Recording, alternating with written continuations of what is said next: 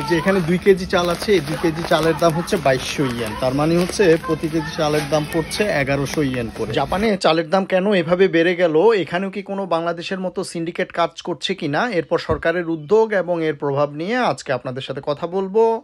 Video শুরু থেকে শেষ পর্যন্ত সাথেই থাকবেন। এটি থাইল্যান্ডের থাই জেসমিন চাল, যেটি 8 কেজি বিক্রি হচ্ছে 5000 ইয়েন করে। এটি বর্তমানে জাপানের সবচেয়ে সস্তা চালগুলোর মধ্যে একটি। যে এই প্যাকেটটি দেখতে পাচ্ছেন, এখানে 300 গ্রাম মাত্র চাল আছে, এটার দাম 420 ইয়েনের মতো, তার মানে হচ্ছে বাংলাদেশের প্রায় 400 টাকার মতো। তবে এই চালের দাম বৃদ্ধি কিন্তু একদিনে হয়নি, এটা ধাপে ধাপে হয়েছে। একদম শুরুতেই কি ঘটেছিল সেটা আপনাদেরকে একটু বিশ্লেষণ করা যাক।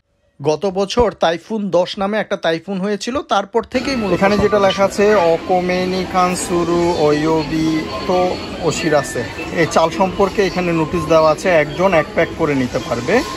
কিন্তু আমরা যদি এই চালের জায়গাটা দেখি, একটা প্যাকেটও এখানে নেই। জাপানে এখন তীব্র চালের সংকট চলছে। আরেকটা জায়গা আছে এই পাশে, যেখানে ওরা হলো চালগুলো রাখে, এই চাল রাখার জায়গাটা আমরা একটু দেখি। এই যে এখানেও কিন্তু ওই নোটিশটা আছে, একজন যেন একটা প্যাকেটের বেশি চাল না নেয়, কিন্তু এখানেও দেখা যাচ্ছে এই যে চালের জায়গাটা পুরোপুরি ফাঁকা। এবারে আরো কিছুদিন পরের অবস্থা জাপানে এই সংকট মুহূর্তে, যখন চাল কোথাও পাওয়া যাচ্ছিল না, কিছু কিছু জায়গায় যেখানে পাওয়া যায় তার মধ্যে এই বঙ্গবাজার হচ্ছে একটি। এটা আবার আরেকটু ভিন্ন জাতের চাল, যেটা 10 কেজির দাম হচ্ছে 6696, প্রায় 6700 ইয়েনের মতো। আর যেটা 5 কেজি সেটা বিক্রি হচ্ছে 3672 ইয়েনে।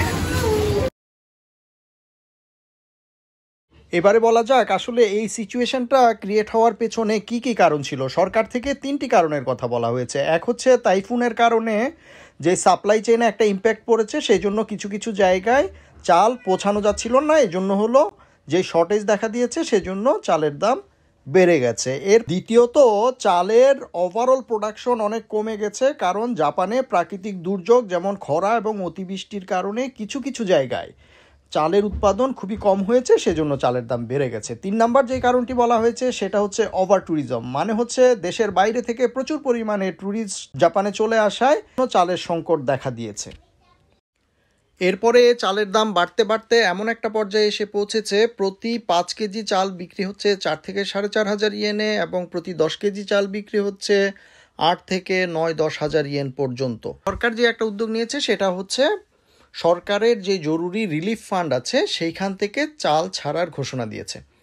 এতে করে সবাই আশা করেছিল যে চালের দাম একবার হলেও কমে যাবে, কিন্তু চালের দাম দিন দিন বেড়েই চলেছে। যেই সমস্যাটা সবচেয়ে বড় করে দেখা দিয়েছে সেটা হচ্ছে সরকারের পলিসি।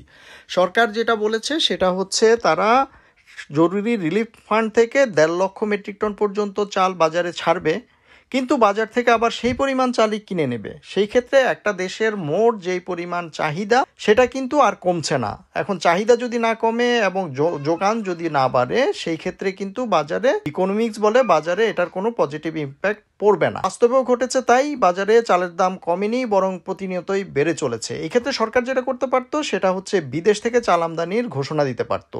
তাহলে যেটা হতো, এখানে যারা এখন চাল স্টক করে রেখেছে তারা বাজারে চাল ছেড়ে দিত। ঠিকই শুনেছেন, এখানেও কিন্তু সিন্ডিকেট আছে এবং সেই সিন্ডিকেটের হাতে চালের বাজার পুরোপুরি বন্দী হয়ে গেছে। সরকার যথাযথ উদ্যোগ নিতে না পারায় সহ জাপানিজদের মধ্যে ক্ষোভ এবং হতাশা বাড়ছে। কিছুদিন আগেই দেখলাম একটা বিশাল র্যালি করছে জাপানিজরা, যেটা আমার দেখা প্রথম র্যালি।